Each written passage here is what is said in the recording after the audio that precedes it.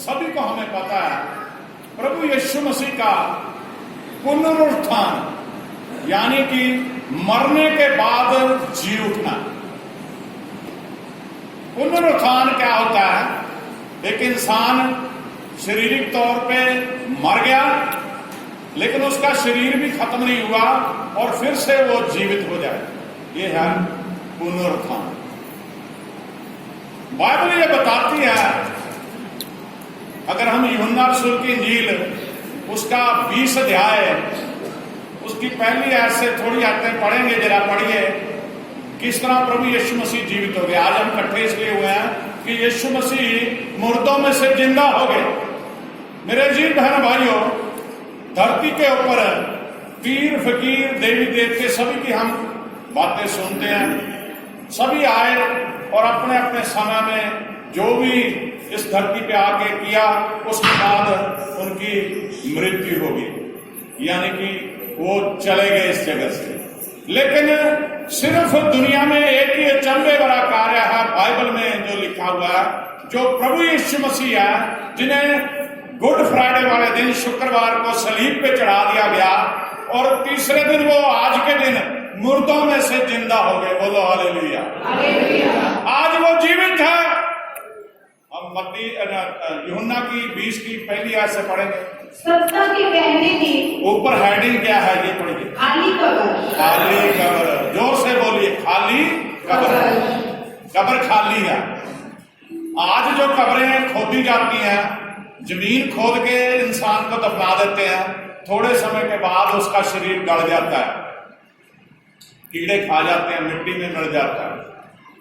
लेकिन जिस समय यीशु मसीह आज से 2021 साल होने लगे हैं, 2021 साल पहले जब यीशु मसीह जगत में आए थे, इंसानी शरीर में थे, जब उनको सलीब पे चढ़ाया गया तो उनकी जो बॉडी थी वो जमीन खोद के नहीं दबाई गई थी, बल्कि उन्हें एक पहाड़ की गार को एक ऐसा कमरा सा बना के उसमें रखा गया था। कोई इत्र वगैरह मसाले जो भी शरीर को लगा के उन्हें रखा गया था अंदर संभाल के। उसके आगे बहुत बड़ा पत्थर रख दिया था। वो स्टोरी आप सभी जानते हैं, क्योंकि जो हेरोदेस राजा था उसकी भी रजा थी, और जो मन का कच्चा पिलातुस गवर्नर था उसके आगे यीशु मसीह को पेश किया गया।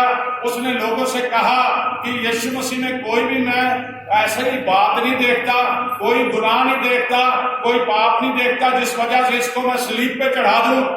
लेकिन लोगों ने जिद पकड़ी कि इसे सलीब पे चढ़ाया जाए। तो राजा के हुक्म से क्या था, यीशु मसीह के बारे में भविष्यवाणियां पहले ही हो चुकी थी कि वो इस जगत में आएगा।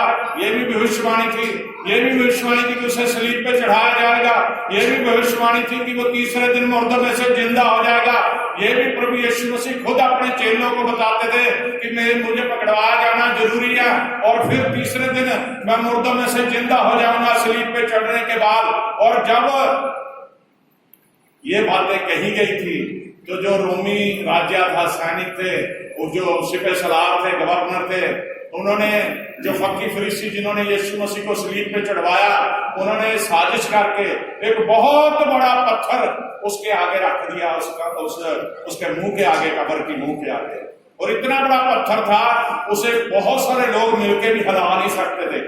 एक चट्टान को काट के ही पत्थर बनाया गया था, वो पत्थर उसके आगे लगा दिया गया ताकि उसे कोई छेड़ ना सके, उसे कोई खोल ना सके। लेकिन आप देखिए क्या हुआ।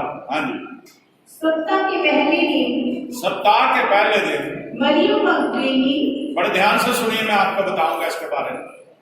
भोर को अंधेरा रहते ही कब्र पर आई। बड़ी तड़के, अंधेरा अभी था, रोशनी नहीं हुई थी, तड़के ही कब्र पर गई वो मरियम मगदलीनी, 2 बहनें। हाँ जी, और पत्थर को कब्र से हटा हुआ देखा। हालेलुया। पत्थर को क्या है, कब्र से हटा हुआ देखा।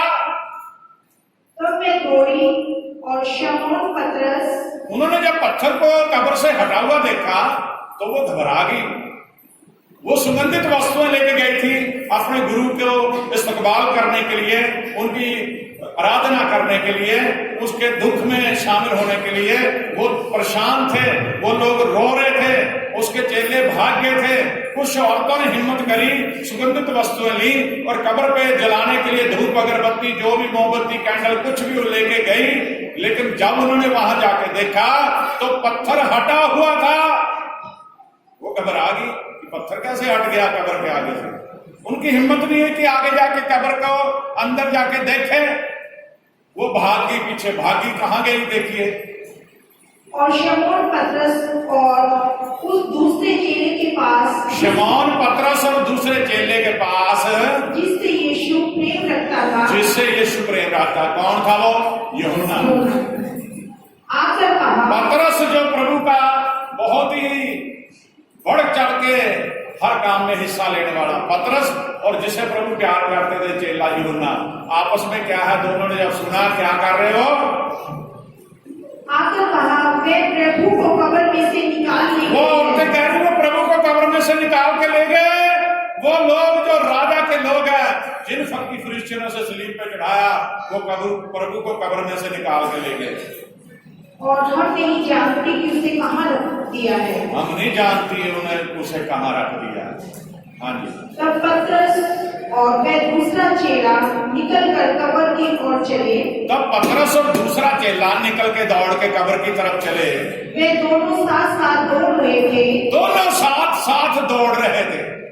परंतु दूसरा चेला पतरस से आगे बढ़कर कब्र पर पहले पहुंचा। जो चेला जिससे प्रभु प्यार करते थे वो जवान था, पतरस उम्र का था। वो दौड़ के उससे पहले पतरस के जाके कब्र पे पहुंच गया और झुककर कपड़े पड़े देखे। कब्र में झांक रहा है, झुक के देखा उसने, कपड़े पड़े हुए वहां देखे, सिर्फ यीशु मसीह को नहीं देखा उसने। तो भी वे भीतर ना गया। तो भीतर नहीं गया, वो भी डर गया। भीतर नहीं गया, अंदर नहीं गया वो।